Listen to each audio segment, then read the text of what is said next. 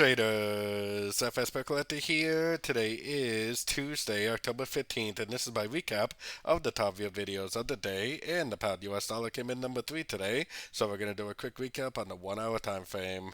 But first, don't forget to check out my website, fxpipcollector.com, if you'd like to get access to my swing trade signals, my daily members only live streams I do on Zoom, and my 34 video trading course, all included for only $30 per month. So anyways, on the pound dollar this morning in my morning video, I said that I was not going to be looking for longs unless we had a clear break and hold above structure.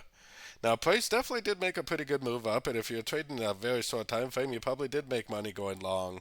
But if you were focused on the shorts, like you should have been for the past like 3 weeks now, then you probably would have gone short right here. You probably would have already be sitting in some pretty nice profit.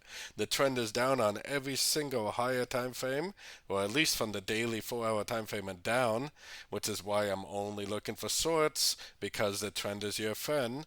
I can't even imagine how many people today thought this thing was going to go up and break structure and tried to go long and probably ended up losing again. The trend is your friend until the trend's proven over.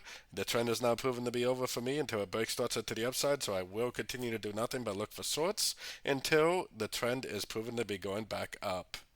So anyways, we do have some news coming out over the next day or so. We got some Kiwi news coming out this evening. We got Kiwi CPI news at 11, almost 11 p.m., 10:45 UK time. Tomorrow morning we got pound CPI inflation data. And then we got Lagarde speak. So another pretty, not really a whole lot of news for the US dollar this week. All we really have is retail sales this week for the dollar. So could be another kind of slow week on the dollar pairs, unfortunately. So anyways, don't forget to join my free Discord channel, which is actually linked down here in the corner. And as always, thank you and happy trading.